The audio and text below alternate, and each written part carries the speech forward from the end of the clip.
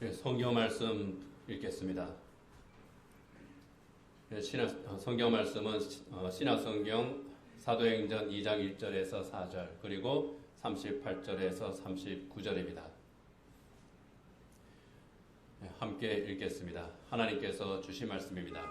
오순절 날이 이미 이름에 그들이 다 같이 한 곳에 모였더니 호련히 하늘로부터 급하고 강한 바람 같은 소리가 있어 그들이 앉은 온 집에 가득하며 마치 불의 혀처럼 갈라지는 것들이 그들에게 보여 각 사람 위에 하나씩 임하여 있더니 그들이 다 성령의 충만함을 받고 성령이 말하게 하심을 따라 다른 언어들로 말하기를 시작하니라. 38절입니다.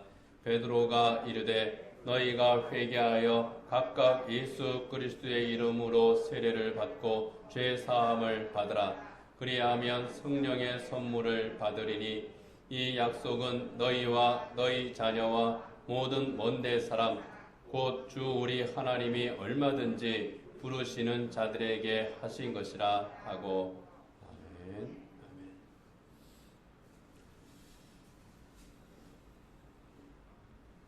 예수님께서 십자가를 지시기 전에 유월절 만찬을 제자들과 함께 나누셨죠. 그때 한 가지 약속을 제자들에게 하셨습니다. 요한복음 14장 16절에 보면은 내가 아버지께 구하겠으니 그가 또 다른 보혜사를 너희에게 주사 영원토록 너희와 함께 있게 하리니. 또 다른 보혜사를 너희에게 보내주신다 하는 겁니다. 또 다른 보혜사는 성령 하나님입니다. 요한복음 15장 26절에 보면은 내가 아버지로부터 너에게 보낼 보혜사 곧 아버지께로부터 나오는 진리의 성령이 오실 때에 그가 나를 증언하실 것이요. 보혜사는 진리의 성령이시고 진리의 성령께서 예수님을 증언한다는 겁니다. 보혜사의 뜻은 다른 사람을 돕는 자 그런 뜻입니다. 제자들을 돕기 위해서 또 성도들을 돕기 위해서 성부 하나님께서 보내시는 진리의 성령, 그 성령께서 하시는 일이 보혜사 사역이라고 하는 겁니다. 예수님의 제자들에게 뿐만이 아니라 모든 성도들에게 성령께서는 임하시죠. 진리를 깨닫게 하시고 진리 가운데서 인도하시고 죄에 대해서, 의에 대해서 또 심판에 대해서 세상을 심판하십니다. 세상을 책망하십니다. 그리고 구원의 복음을 증언하게 하십니다. 이것이 보혜사 성령께서 하시는 일이고 성령께서는 지금도 모든 성도 안에 내주하셨고 이러한 사역을 감당하고 계시는 겁니다. 내가 또 다른 보혜사, 내가 가면 또 다른 보혜사가 오실 것이라고 이 말씀을 하신 후에 예수님께서는 겟세마네 동산에 올라가셔서 기도하시죠. 그리고 십자가의 길을 가셨습니다. 십자가 위에서 우리 죄를 대속하는 그 죽음을 십자가 위에서 당하십니다. 그리고 사흘 후 6월절 다음 날에 부활하셨습니다. 부활하신 예수님께서는 40일 동안 또 제자들과 함께 지내시다가 40일이 되는 날 제자들이 보는 앞에서 하늘로 올라가십니다. 승천을 하시는 거죠. 그 자리에서 예수님께서는 제자들에게 하셨던 그 약속을 다시 상기시키십니다. 내가 너희에게 약속했던 그것을 너희는 기다려라. 사도행전 1장 4절에 보면은 사도와 함께 모이사 그들에게 분부하여 이르시되 예루살렘을 떠나지 말고 내게서 들은 바 아버지께서 약속하신 것을 기다리라. 내게서 들은 바 보혜사 성령에 대한 약속입니다. 아버지께서 약속하신 것 보혜사 성령입니다. 성령께서 너희들에게 오신다고 약속을 했으니 그 약속을 믿고 너희들은 기다리라는 겁니다. 이렇게 약속을 재확인하신 후에 예수님께서는 제자들에게 복음을 전파하는 큰 사명을 또 맡기시죠. 사도행전 1장 8절 그 유명한 말씀을 제자들에게 주십니다. 너희가 성령을 받으리니 너희가 예루살렘과 유다와 사마리아 땅끝까지 이르러 내 증인이 되리라. 성령을 받고 복음의 증인이 되라고 하는 이 명령을, 이 사명을 주신 후에 예수님께서는 하늘로 올라가셨습니다. 예수님께서 하늘로 올라가신 것을 본 제자들은 마가 요한이라고 하는 사람의 집으로 모입니다. 한 120명 정도 되는 예수님의 제자들이, 사도들을 비롯한 예수님의 제자들이 그곳에 모여서 매일 기도합니다. 그들이 매일 기도하는 가운데에 열흘쯤 지났습니다. 6월절로부터 50일째가 되는 오순절이 되었습니다. 바로 이날 놀랍고 신비로운 사건이 일어납니다. 그 장면을 오늘 본문인 사도행전 2장 1절에서 4절 우리가 읽은 이 말씀에서 이렇게 묘사합니다. 오순절 날이 이미 이름에 그들이 다 같이 한 곳에 모였더니 호련히 하늘로부터 급하고 강한 바람 같은 소리가 있어 그들이 앉은 온 집에 가득하며 마치 불의 엿처럼 갈라지는 것들이 그들에게 보여 각 사람 위에 하나씩 임하여 있더니 그들이 다 성령의 충만함을 받고 성령이 말하게 하심을 따라 다른 언어로 말하기를 시작하니라. 급하고 강한 바람 같은 소리가 온 집에 가득했다고 그랬습니다. 이것은 바람이 아주 거세게 불 때에 웅웅 하고 또는 으르렁거리는 듯한 그러한 그 소리가 들리죠. 으르릉 하는 그런 소리가 다락방을 가득 채웠다는 겁니다. 태풍이 불 때 나는 소리와 같은 것이 그 방 안을 가득 채웠습니다. 청각적인 현상입니다. 불의 엿처럼 갈라지는 것이 각 사람 위에 임했다고 했습니다. 불이 타오를 때 보면은, 거세게 타오를 때 보면은 그 불꽃이 마치 일렁거리면서 흩어지는 것처럼 보이죠. 그렇게 불꽃이 일렁거리면서 흩어지고 나뉘어지는 것처럼 성령 하나님께서 각 사람 하나하나에게 임하셨다는 겁니다. 시각적인 것이죠. 이것은 제자들이 성령을 받을 때의 느낌, 성령 세례를 받을 때 그때의 느낌을 다른 사람들이 이해할 수 있는 그런 그 현상, 그런 감각으로 설명한 겁니다. 급하고 강한 바람 소리 같이, 그리고 불의 엿처럼 갈라지는 것 같이 성령 하나님께서 각 사람에게 하나하나 임하셨다는 겁니다. 그런데 이것을 오해하는 사람들이 있습니다. 그 사람들은 성령을 받는 방법이 있다고 말하면서 이렇게 하죠. 입에서 쉿 하는 바람 소리를 내면서 성령을 받으라 하고 외칩니다. 성령을 받으라 쉿 그렇게 하면은 마치 성령을 받는 것 같아요. 막 집어던지듯이 성령을 받으라 하면서 이 말을 탁 칩니다. 그러면은 자기가 성령을 받은 것처럼 느껴지고요. 또 때로는 불 받아라 이렇게 외칩니다. 그러면서 마치 불을 집어던지는 것처럼 막 또 집어던집니다. 그러면 그 앞에 있는 사람이 뜨겁다 그러면서 넘어져요. 그래서 내가 성령을 받았다 그렇게 말합니다. 잘못된 겁니다. 바람처럼 불처럼 그렇게 임하신 성령의 역사는 초대교회 때 그때 단 한 번 일어난 역사입니다. 성령께서는 그렇게 오시지를 않습니다. 제자들에게 임하실 때처럼 초자연적인 그런 역사로 오시기도 합니다. 급하고 강한 바람 같은 소리가 그들이 앉은 방에 가득했던 것처럼 마치 성령의 바람 같은 것이 자기에게 느껴지면서 성령을 받는 사람들 있습니다. 그건 다 잘못된 게 아니에요. 뜨거운 불덩이 같은 것이 이 가슴으로 들어오는 것처럼 그렇게 성령의 임재하심을 느끼는 사람도 있습니다. 잘못된 거 아닙니다. 그것도 성령께서 그에게 임하시는 역사입니다. 그렇게 오시기도 하지만 또 때로는 바람이 부는데 어디서 불어오는지 모르는 것처럼 은밀하게 그렇게 오시기도 합니다. 요한복음 3장 8절에 보면은 예수님께서 니고데모에게 거듭남에 대해서 설명하시면서 이렇게 말씀합니다. 바람이 임의로 불매 내가 그 소리는 들어도 어디서 와서 어디로 가는지 알지 못하나니 성령으로 난 사람도 다 그러하리라. 성령이 임하시는 것은 각 사람마다 다 다르다는 거예요. 사도행전 2장에 예수님의 제자들에게 임하신 그 성령, 강림하신 그 성령의 모습은 그때에 일어난 굉장히 특별한 사건이고 또 그와 유사하게 임하시기도 하고 아주 은밀하게 정말 나도 모르게 임하시기도 하고 각 사람마다 다르다는 겁니다. 그런데 어느 한 가지를 가지고 이것이 성령께서 임하시는 증거다. 이것 아니고는 이렇게 아니면은 그 사람은 성령을 받은 것이 아니다.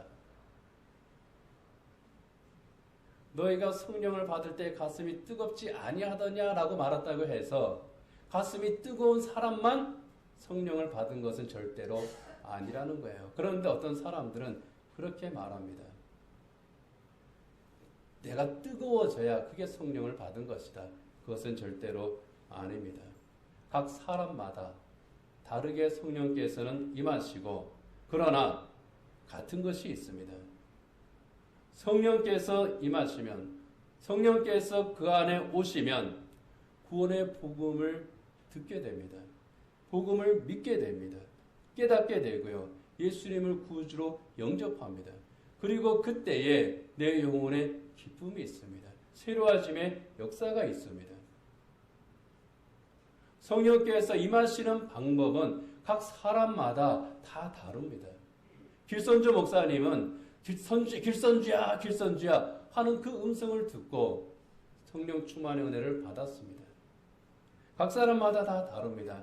그러나 어떠한 형태로 성령 충만의 능력을 받든지 분명한 것은 그 심령이 새로워진다는 겁니다. 예수를 만나는 정말 체험을 하고 그 가운데에서 그리스도인으로 거듭나는 역사. 내가 하나님의 자녀라고 하는 것. 정말 내가 예수님이 아니었으면 나는 여전히 죄 가운데 살아갈 수밖에 없는 존재이고 죽음은 영원한 멸망으로 가는 길이라고 하는 것. 그런데 주님께서 나를 위해 십자가에서 죽으셨고 나를 하나님의 자녀로 삼으셨구나. 성령이 아니고서는 깨달을 수가 없는 겁니다.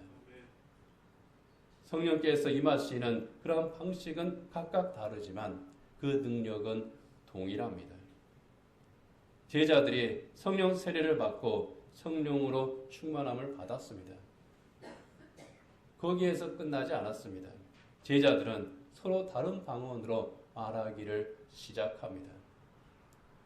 성령 충만의 은혜를 받은 사람들은 내가 받은 그 성령으로 만족하고 이건 정말 소중한 것이 나 혼자만 간직할 거야. 그러지를 않는다는 거죠. 길가에 나가서 서로 다른 방언으로 말하기를 시작했는데요. 성경에서 말씀하는 방언은 크게 두 종류입니다.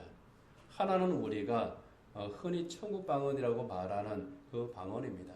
기도할 때에 나도 모르게 우리말도 아니고 영어도 아니고 일본어도 아니고 중국어도 아니고 정말 새로운 언어로 기도하는 그런 특별한 은사가 있습니다. 방언의 은사죠. 그것을 우리는 천국 방언이다. 또 하늘나라 언어다. 그렇게 또 이야기를 합니다. 그 방언이 있고요. 또 하나는 외국어입니다. 오순절에 제자들이 받은 방언이 외국어입니다. 그 당시에 예루살렘에는 서로 다른 나라에서 온 유대인들이 많이 있었습니다.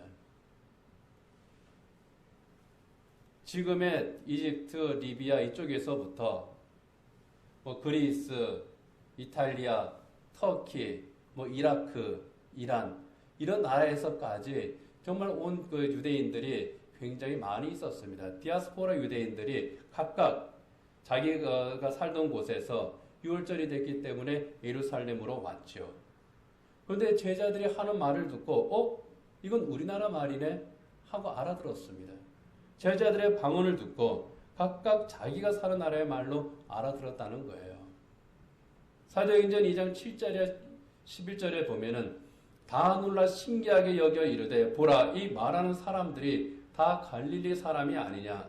우리가 우리 각 사람이 난 곳 방언으로 듣게 되는 것이 어찌 됨이냐.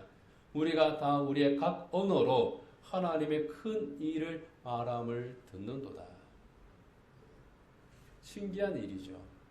성령께서 제자들에게 강림하신 것도 초자연적인 일이고요. 제자들이 방언으로 말하는 것도 초자연적인 신비의 역사입니다. 이 신비의 역사가 일어난 바로 그날 제자들이 성령 세례를 받고 성령으로 충만했던 바로 그날을 성령 강림절이라고 말합니다.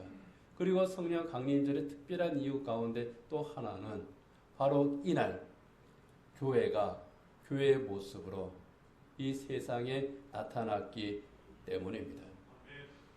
바로 이날 성령께서는 초자연적인 역사와 함께 제자들과 함께 하셨고, 그리고 그들이 전하는 그 십자가의 복음과 함께 복음이 전파되는 그 모든 곳에서 생명의 역사를 일으키기 시작하셨습니다. 그들이 전하는 복음을 듣는 그 모든 사람들이 구원의 진리를 깨닫습니다.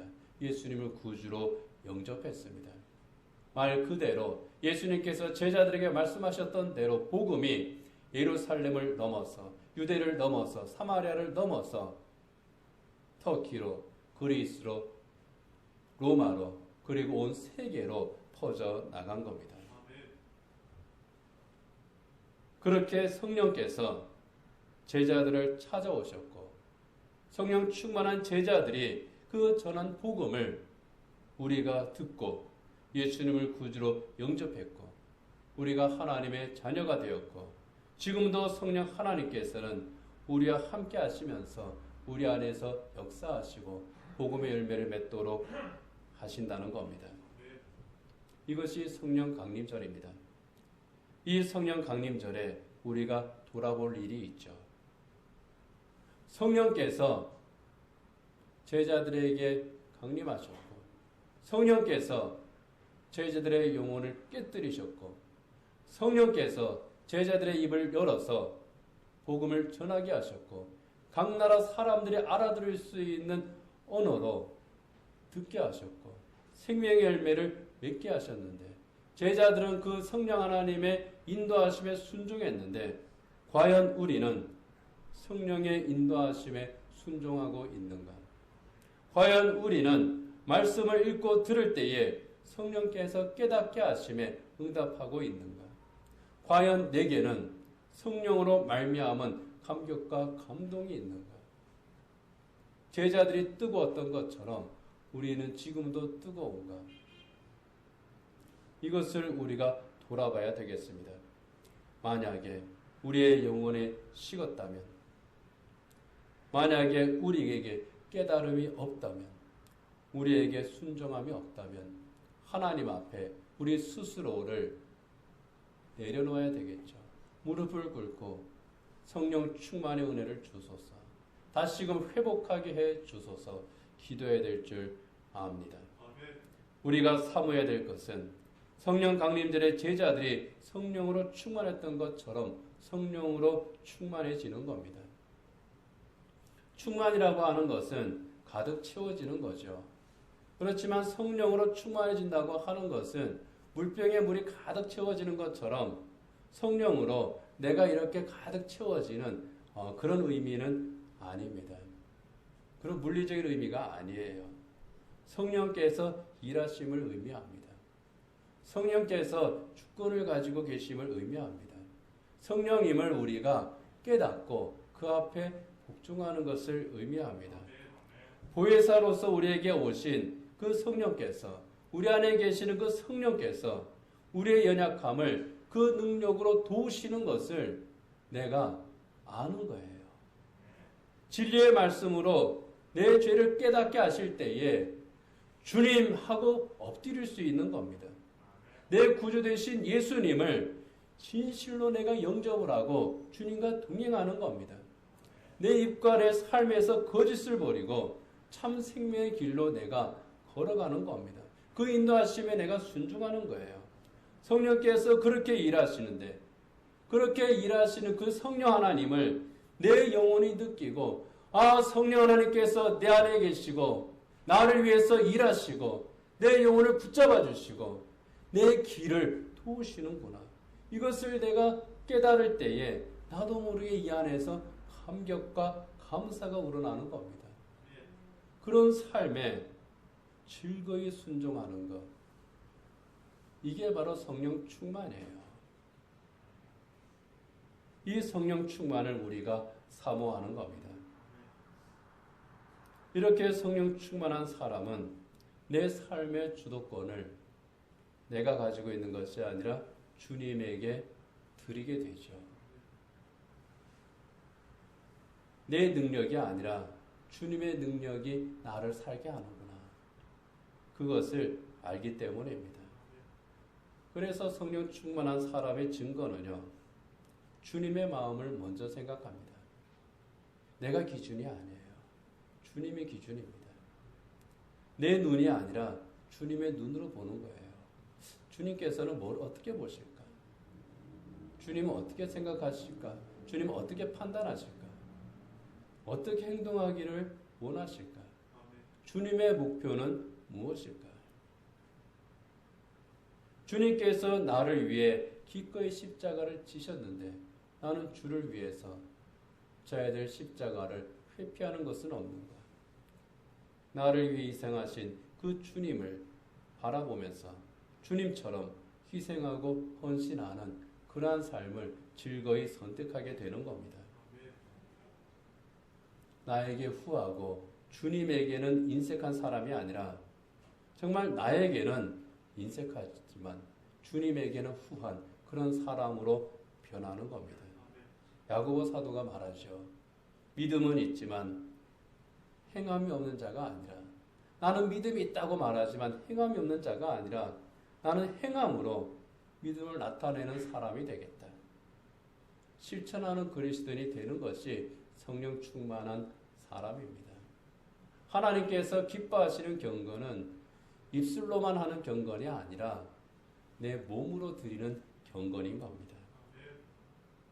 무엇보다도 성령이 나와 함께 하신다고 하는 것, 이게 감사합니다. 성령께서 내게 영향을 주시는 것이 정말 기쁘고 즐거워요. 이게 성령 충만한 사람들입니다.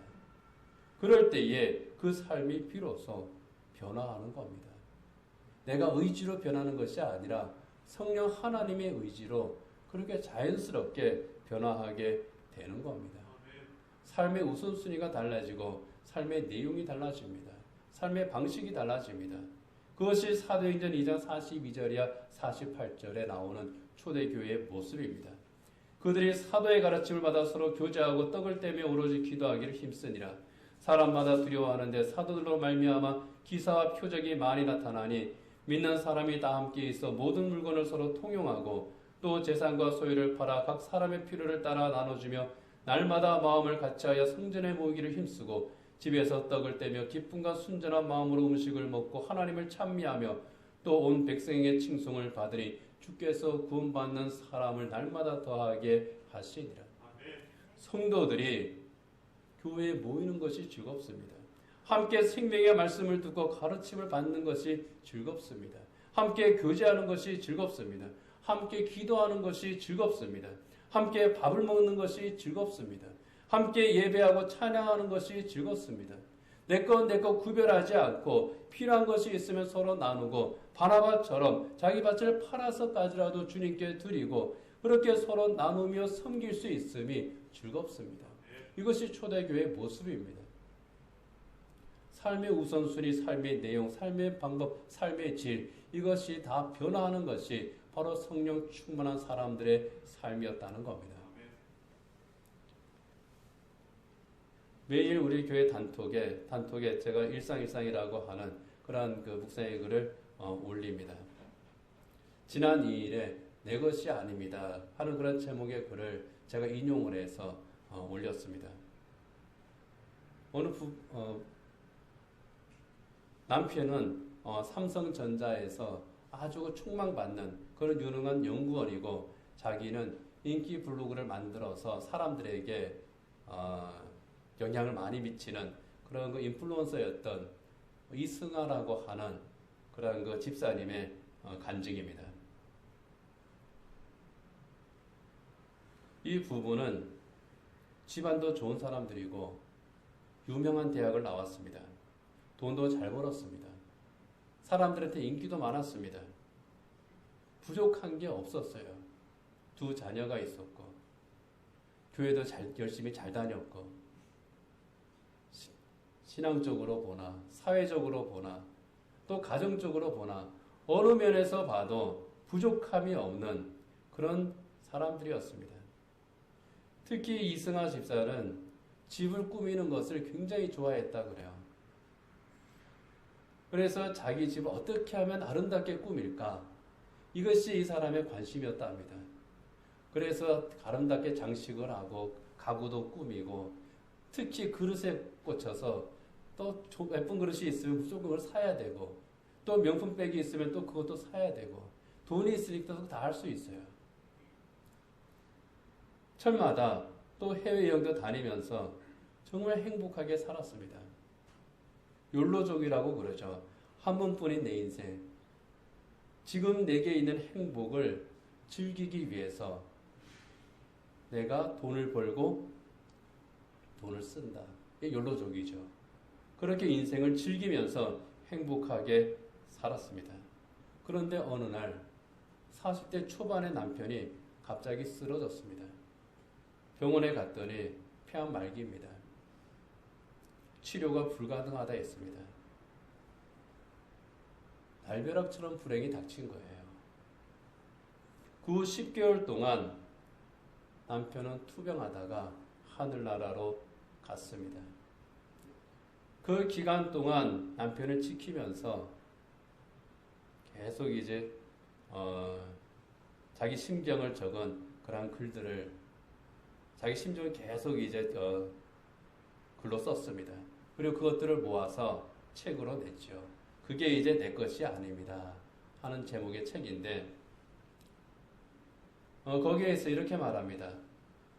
자기가 심혈을 기울여서 아름답게 꾸민 집, 자기의 자랑거리였는데 남편이 쓰러지고 보니 이거 자랑거리가 아니더라는 겁니다. 집을 아름답게 꾸미기 위해서 그릇을 모으고 온갖 정성을 들여서 내가 장식을 했지만 그건 역시 내 것이 아니더라는 겁니다. 15자 붙박이장과 가득한 수많은 옷들과 제가 사랑에 맞지 않던 명품백들, 이 또한 제 것이 아닙니다. 남편과 함께하는 병실에선 추리닝과 레깅스면 조카더이다. 귀히 여기던 명품백도 필요 없더이다. 영원히 자기를 만족하게, 자기를 행복하게 하는 것이라고 생각을 했는데 그게 아니더라는 거예요. 그러면서 이렇게 고백합니다. 내 것이 아닌 걸 내 것인 양 소유하며 자랑하며 욕심내었던 내 무지를, 제 교만을, 죄 과거를 회개하며 눈물로 기도합니다. 근심 염려는 다 주께 맡기고 내 남편 또한 주께 맡기고 저는 이 밤 또한 또 기다립니다. 내 것이 아닙니다. 내 것이 아니더라는 것을 깨닫습니다. 이게 성령 충만한 사람들의 모습입니다. 내 것이 아님을 안다고 하는 것은 이거 알고 보니 내 소유권이 아니더라. 그것과 다릅니다. 또 내가 할 수 있는 것이 이제는 없구나. 그래서도 아닙니다. 내 것인 것 같은데 그리고 분명히 내가 내 마음대로 할 수 있는 것이 분명하지만 이것의 참 주인은 내가 아니고 하나님이구나. 그리고 하나님께서 나에게 위탁하신 것이구나. 그것을 아는 거예요. 그것을 아는 자의 삶이 성령 충만한 자의 삶입니다. 성령께서 그것을 깨닫게 하시거든요. 이승화 집사는 또 이런 말을 합니다. 인생은 B와 D 사이에 있는 C라고 그러더라. B는 태어나는 것을 뜻하는 벌스죠. 그리고 D는 죽음을 뜻하는 데스입니다. 태어남과 죽음, 탄생과 죽음, 그 사이에 있는 C, 초이스, 선택이라는 거예요. 항상 선택을 하면서 살다가 죽는다는 겁니다. 어떤 선택을 할 때에 우리는 자신만만하게 선택하기도 합니다. 이거밖에 없어. 자신만만하게 선택합니다. 때로는 아무 생각 없이 선택하기도 합니다. 때로는 망설이면서 선택하기도 합니다. 이거 선택해도 되는 거야? 때로는 이것밖에 선택할 게 없어서 그것을 선택하기도 합니다. 어떤 형태로든 우리는 선택하면서 살고 그 선택한 것에 대해서 만족하기도 하고 또 후회하기도 합니다. 지난 한 주간도 우리는 수많은 선택을 하다가 또 주일 아침에 예배하러 나오는 선택을 하고 이 자리에 우리가 나온 것 아닙니까? 오늘 이 예배는 나는 결코 빠질 수 없어. 그러한 마음으로 선택하고 이 예배를 참석하신 분도 계시고, 예배에 안 가면 안 되니까 가기 싫지만 어쩔 수 없이 선택을 한 사람도 있을 수 있고, 아무 생각 없이 주일날 오전 11시는 예배하는 날이니까 그렇게 선택 아닌 선택을 하고 이 자리에 오신 분도 계실 것이고, 어떤 경우든 선택에 따라서 우린 이 자리에서 예배를 하고 있습니다. 이렇게 선택한 예배가 정말 우리에게 감격을 주고 우리에게 은혜를 주는 그런 예배가 될 수 있기를 원합니다. 여러분, 성령 충만한 사람들은 선택할 때에 주님께서 무엇을 원하시는지, 어떤 선택을 기뻐하실지 그것을 구합니다. 그런데 그때에 성령께서 도우시기를 구합니다.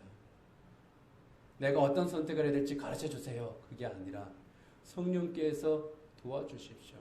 성령께서 내게 지혜를 주십시오. 성령께서 내가 잘못하지 않게 해주십시오. 성령께서 내가 후회하지 않을 선택을 하게 해주십시오. 성령의 도우심을 구하는 겁니다. 그리고 성령께서 우리를 인도하실 때에 거기에 순종하는 마음으로 주님의 것을 선택하는 겁니다. 분명히 나에게 있는 것들입니다. 내게 있는 돈입니다. 내게 있는 재능입니다. 내게 있는 집입니다. 내게 있는 물질료, 내 가족입니다. 그러나 내게 있기 때문에 내 것이지만 내 것이 아니라는 것을 또한 알아야 합니다. 주님께서 맡기신 달란트인 거예요. 그래서 가장 좋은 선택은 주님의 뜻을 따라 주님을 위해서 사용하기 위해서 선택을 하는 겁니다. 그것이 곧 나를 위한 최선의 선택이기 때문입니다. 이런 선택을 하는 성령의 인도하심을 따라서 주님의 기뻐하심을 선택하는 성령 충만한 사람들은 세상을 향한 두려움이 없습니다. 우찌무라 간조가 고백한 것처럼 나의 가난함도 두렵지 않고 내 육신의 아픔도 괴롭지가 않습니다. 세상이 무섭지가 않은 겁니다. 세상이 우리를 힘들게 하더라도 그 세상이 결코 쓰러뜨릴 수가 없기 때문입니다. 그래서 담대하게 세상을 향해서 나아가는 겁니다. 나는 내 것이 아니라 주님 것이기에, 내 모든 것이 내 것이 아니라 주님이 주인이시기에 나는 이제 주를 위해 살고 주님의 뜻을 위해서 내가 드리며 살겠습니다. 그렇게 우리가 결단하며 나아갈 때에 주님께서 도우시고 또 모든 것이 합력하여 선을 이루게 하시고, 그런 성도들에게 주님께서는 나는 너의 모든 것을 책임지겠다고, 내가 너에게 복을 주겠다고 말씀을 하시기 때문입니다. 성령 충만의 은혜를 받은 제자들, 그들은 두려움 가운데에 다락방에 모여 있었습니다. 주님의 약속을 들었습니다. 믿었습니다. 그러나 그들은 여전히 두려웠습니다. 예수님을 십자가에 못 박았던 바로 그 사람들이 여전히 제자들을 노리고 있는 것을 알고 있기 때문에 그들은 두려움 가운데에서 주님을 바라보면서 기도했습니다. 그런데 성령 하나님께서 그들에게 강림하셨을 때에 그들 가슴 속에서 두려움이 사라집니다. 그들은 다락방의 닫힌 문을 열고 세상을 향해서 나갑니다. 세상을 향해서 당당하게 선포합니다. 회개하고 성령을 선물로 받으라. 여러분들도 나처럼 성령을 선물로 받으라. 예수 그리스도를 여러분의 구주로 영접하고 너와 네 집이 구원을 받으라. 성령 충만의 은혜를 받으라. 하나님의 새 사람이 되라. 그들은 세상을 향해서 담대하게 선포합니다. 만나는 사람들에게 선포하고 가는 곳에서 선포합니다.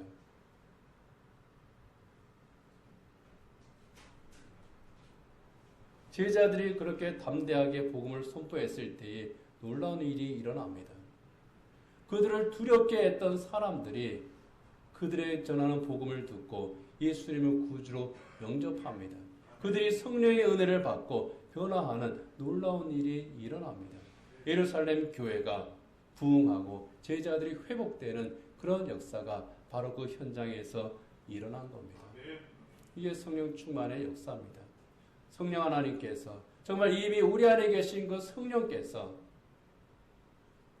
우리를 움직이실 때에 성령께서 우리 영혼을 향해서 말씀하시는 그 음성을 우리가 들을 때에 정말 성령 하나님께서 나를 움직이실 때에 그 움직이심에 우리가 반응할 때 성령 하나님께서 내 영혼을 흔들고 깨워주실 때에 성령 충만의 역사가 그로 말미암은 변화의 역사가 그로 말미암아 두려움이 없이 세상을 향해서 나아갔던 그 은혜의 역사가 하나님께서 기적을 그들의 삶에 베풀어 주셨던 그 놀라운 기적의 역사가 우리에게도 일어날 수가 있는 겁니다.